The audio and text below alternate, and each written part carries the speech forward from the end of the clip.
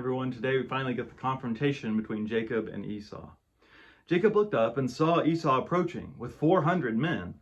He himself went in front of his family and bowed down to the ground 7 times as he was approaching his brother. But Esau ran to meet him, threw his arms around his neck, kissed him, and they wept. Esau looked up and saw the women and children and said, "Who are these with you?"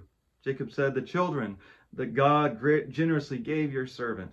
The women and their children came forward and bowed down. Esau said, "What's the meaning of the entire group of animals that I met?" Jacob said, "To ask for my master's kindness." Esau said, "I already have plenty, my brother. Keep what's yours."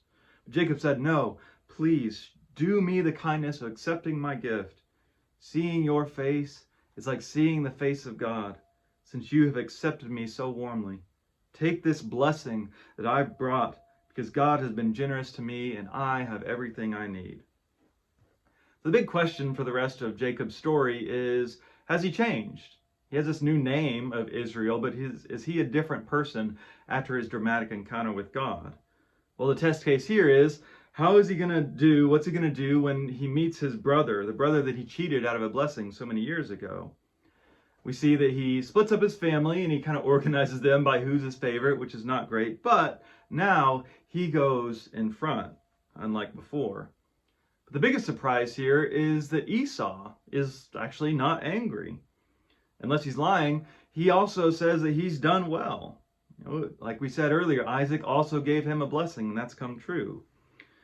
Now we wonder if Jacob, or Israel, has overcome with humans, as God said. Why is he so humble? He keeps calling him master. He's acting like Esau is the firstborn.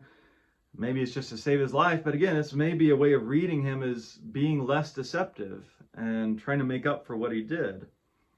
Really, this is a picture of Jacob returning Esau's stolen blessing. He realizes now that God has given him his own blessing, so he doesn't need Esau's. He has everything, he says, right? He has the covenant of Abraham. So when we stop wanting what others have, that's when we see God's face in them. To quote Jonathan Sacks, the rabbi that I've read before, peace comes when we see our reflection in the face of God and let go of the desire to be someone else. Or as is famously said in the musical Les Miserables, to love another person is to see the face of God. And what we find here is that God's face is most clearly seen in the process of forgiveness.